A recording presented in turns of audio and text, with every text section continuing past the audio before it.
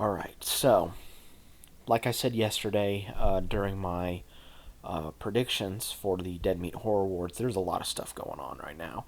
CinemaCon is going on right now as I speak, and in fact, Lionsgate's panel is just about to wrap up.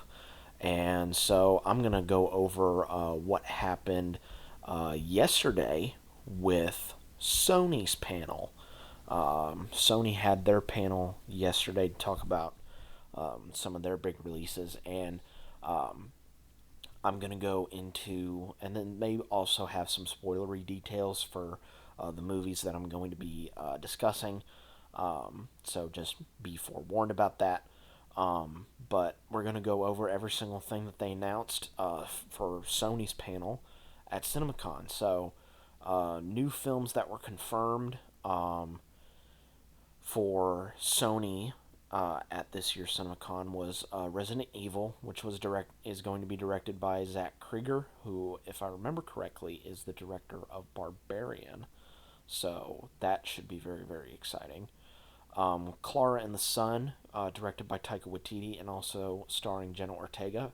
I think that has some potential to be like really, really good. Grand Gear, directed by Godzilla Minus One director Takashi Yamazaki in his directorial debut for an English film. Um, that ought to be very interesting as well.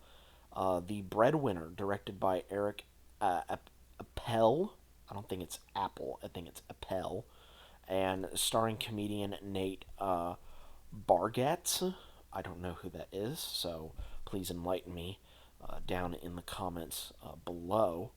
Jumanji 3, directed by Jake Kasdan. I'm assuming everybody else from that franchise, like Rock, Karen Gillan, Jack Black, Kevin Hart, maybe Danny DeVito as well, maybe Nick Jonas as well. Who knows? We'll see. I'm assuming all of them will return in some form or fashion. Starship Troopers, directed by Neil Blomkamp. Blomkamp, so far, I think, is on a roll. I especially loved Gran Turismo, so I'm excited for it. Legend of Zelda live action movie, Wes Ball. I believe Wes Ball was the director for um, Kingdom of the Planet of the Apes, and that was really good. So, him having that open world of Zelda to kind of play around with, I'm very excited to see what comes of that. The Beatles, a four-film cinematic event directed by Sam Mendes, and we now know who is playing who. Paul Mescal is playing Paul McCartney. Harris Dickinson will be playing John Lennon. Barry Keoghan will be playing Ringo Starr, and Joseph Quinn will be playing George Harrison.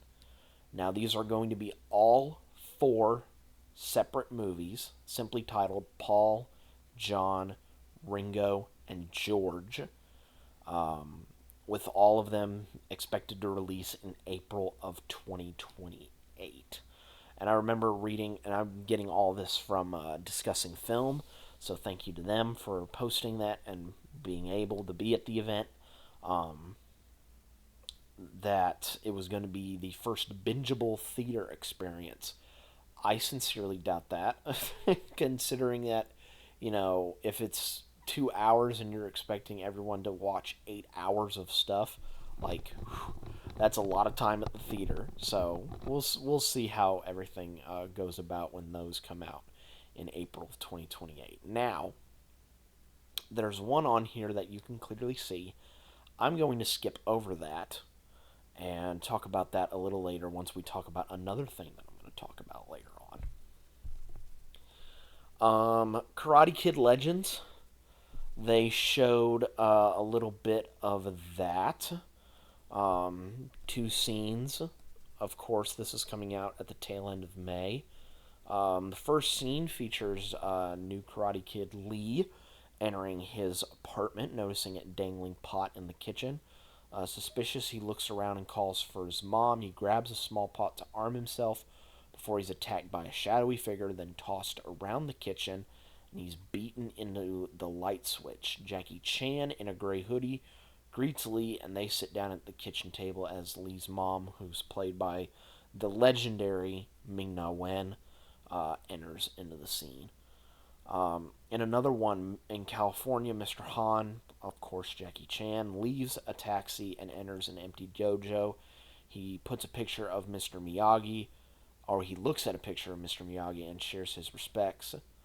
Daniel LaRusso, of course Ralph Macchio, enters the scene and explains that Miyagi passed away years ago. Mr. Han says that he knows. The twist is that he has come specifically to seek Daniel out. He shows Daniel an old photo of Han and Miyagi and tells Daniel what he has meant to Miyagi and that he must pass down his special knowledge to Lee in New York. Daniel turns down his offer, but Han insists that he will see him in the Big Apple regardless, jokingly alluding to his lack of choice in the matter. So we've already kind of seen a little bit of that scene in the first trailer, where Mr. Han shows up to where the Russos live and says, and Daniel asks him, "Are you here for Mr. Miyagi?" And Mr. Han says, "I'm not here for Miyagi, I'm here for you." And I'm assuming that'll lead into their conversation. Um, and of course, Daniel turning it down, but eventually going. I'm very excited for this. It'll be very interesting to see a Karate Kid film again in theaters because um, the first one that I saw in theaters was, of course, funny enough, the Jackie Chan, Jaden Smith film, which is actually, in my opinion, pretty good. I actually really like that Karate Kid film. Um, so, yeah. We have some footage from 28 years later. Of course, Danny Boyle and Alex Garland returning to the franchise that they created. They showed off a new trailer. It was similar to the first one, including song motif and cryptic tone.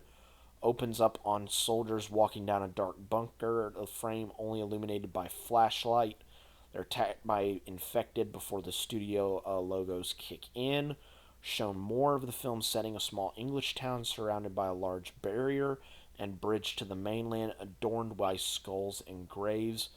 Shown the settlements and group of survivors who have grown accustomed to pandemic life. Conflict arises when Aaron Taylor Johnson's son turns of age and must be taught to protect the town's barriers. Next, we see him being trained to use a crossbow on the infected deep in the woods. As the rhythm of the trailer intensifies, images of infected taking down military, survivors running down forests, and an old infected talking, or an old as an and an old infected talking about Judgment Day as infected attacked civilians. So I'm excited for this. Of course, this is coming out in June, and again, I'm just really excited about this. Both of the films previous to this, 28 Days and 28 Weeks, are are classics, especially that first one. Of course, having Cillian Murphy in it, which I saw a post on Discussing Films Twitter that Cillian Murphy is coming back to this franchise. Just have to wait a little bit to see him. Um, so that'll be very interesting. Um, yeah, I'm just really excited for this. I can't wait to dive back into the world. And that is not the only bit of 28 years later that we got to see, because they actually got to see a couple of screenshots from the sequel. 28 years later, The Bone Temple, which now has a confirmed release date of January 16th, 2026. Um, Directed by Nia DaCosta. That'll be pretty good. I liked the Marvels. I really liked that. I haven't seen um, Candyman, the one that she directed and that was produced by Jordan Peele. Haven't seen that, but I've heard mixed things about it. But I want to see it for myself before I can make an opinion on my own. And also written by Alex Garland. Um, Audience were shown two stills from Nia DaCosta's post-apocalyptic middle chapter. First one's relatively straightforward shot of survivors running down a forest. Second one's much more compelling. Ralph Fiennes as a potential villain. He is sickly pale, bald, and naked, covered in wounds, and surrounded by a wall of skulls. DaCosta teased moviegoers will learn more about his character in 28 years later, but stresses he is crazy and ready for audiences to meet him. So, very interesting. So, I'm assuming in part one, because we do see Ralph Fiennes in the trailer for 28 Years Later, the first one. Um, and it definitely seems like he's teaming up with Aaron Taylor Johnson and Jodie Comer and Emma Laird to kind of like survive out in the woods. But maybe that craziness will help them in the first movie and then hinder them in the second film. It'll be very interesting to see his character kind of progress through these three films, even if, or maybe he won't be in all three films. It'll be interesting. Um, then, what I think is probably the big one. This is probably the big one that everyone was looking forward to from CinemaCon. Some news about Spider-Man Beyond the Spider-Verse. First, let's talk about the footage. The first look opens with the camera moving through a multicolored prism of sorts, with scenes from the prior two films intercut.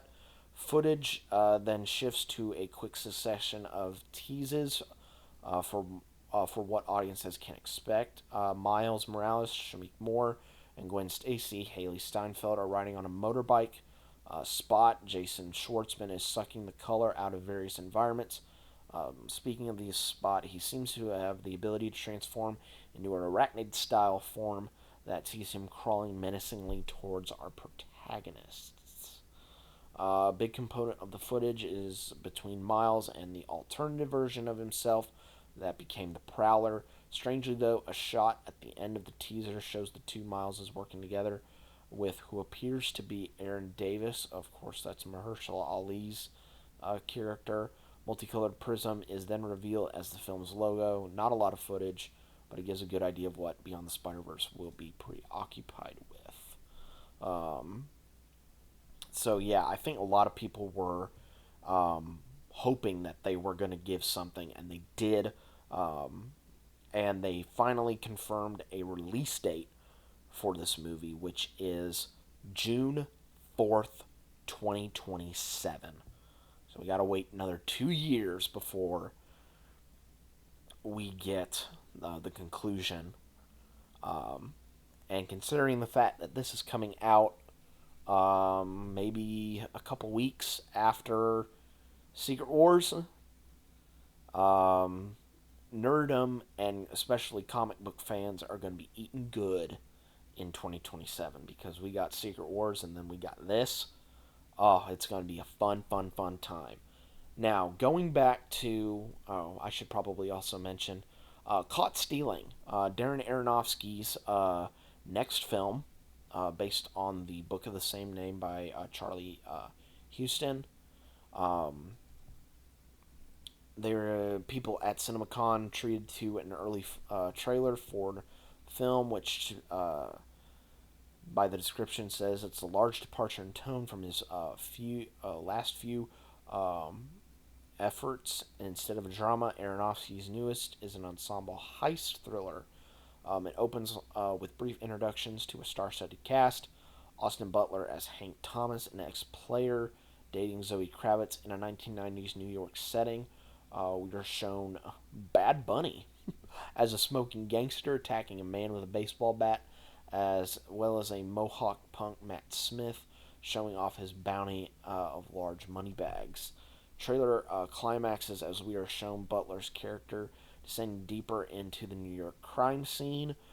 Kitchen fight and a car chase set piece, and a car chase set piece all culminate in an end tag of Butler seated with rabbis played by Leo Schreiber and Vincent D'Onofrio.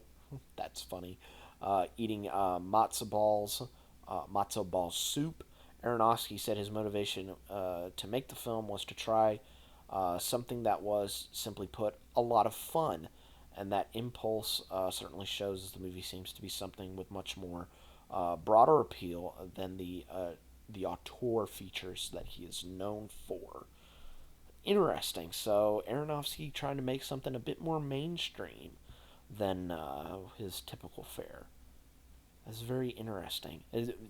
That to me just sounds like Wes Anderson making um, a normal film. Like Wes Anderson does not make normal films.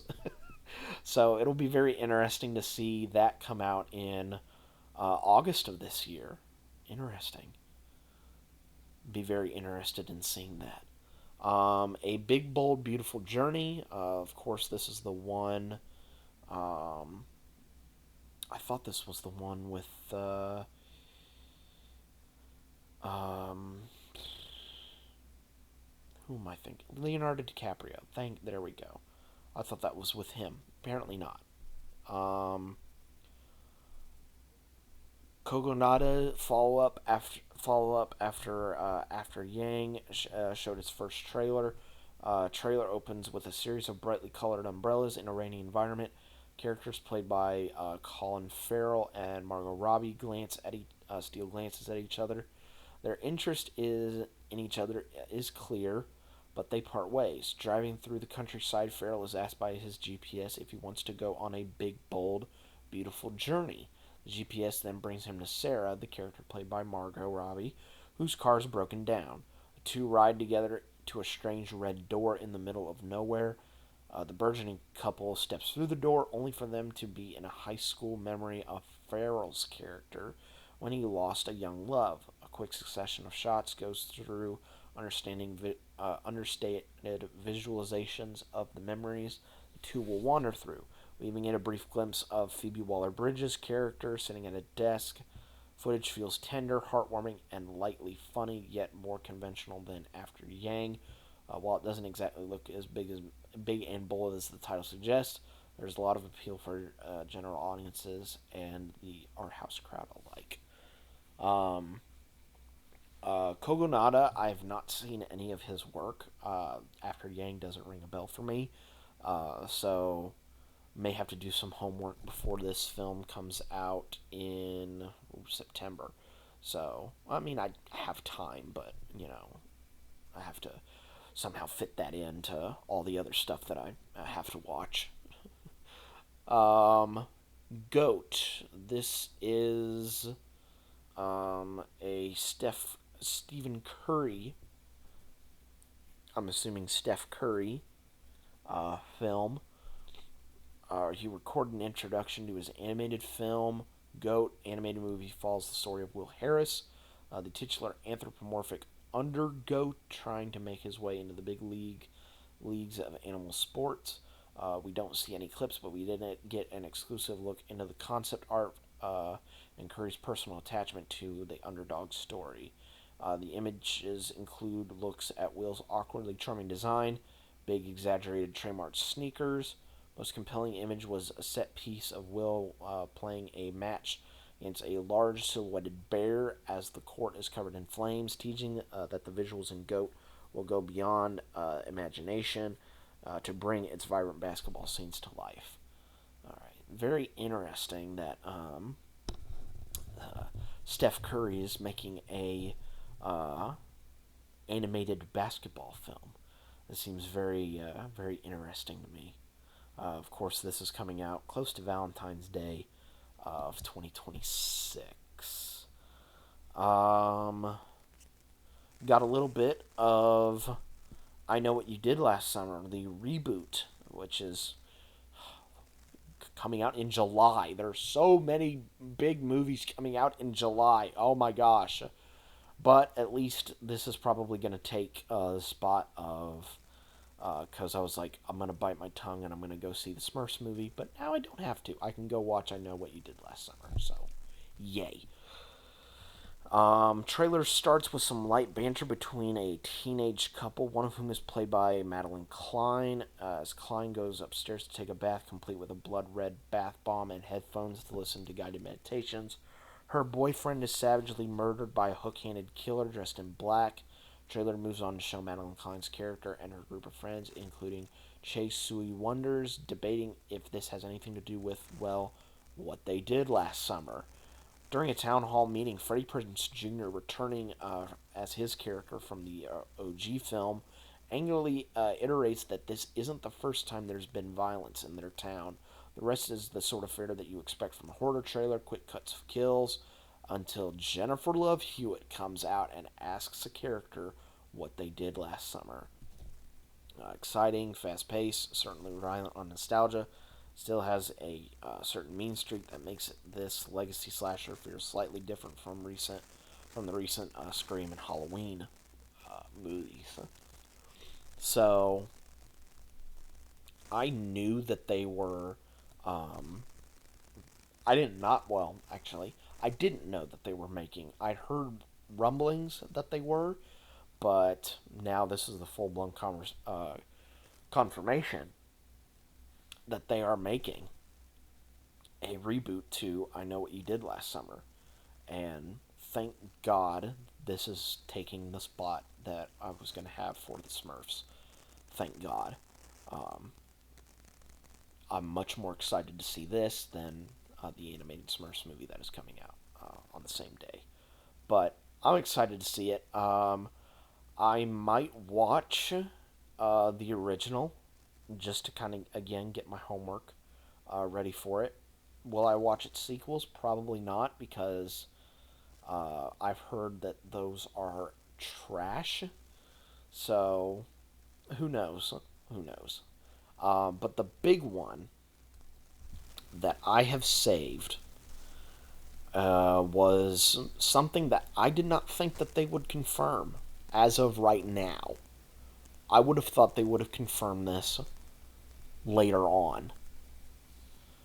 But Spider-Man 4 has not only a release date, but also a title.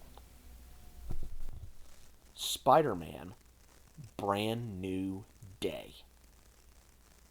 Of course, this is directed by Daniel Destin Cretton, the guy that did Shang-Chi, which was awesome, and of course starring Tom Holland.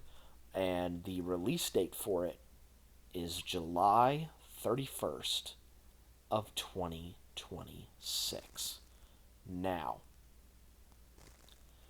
that's a little ways after Doomsday, which makes me think a little bit more that Tom Holland might not be in Doomsday. Now, that's just me thinking, comparing, the release dates.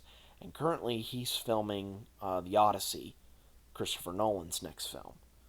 So, unless he is some sort of freakish human being and can pull off absolutely long ass days, I don't know if Tom Holland will be in Doomsday.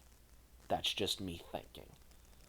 But those are all of the things that Sony announced at their panel at CinemaCon.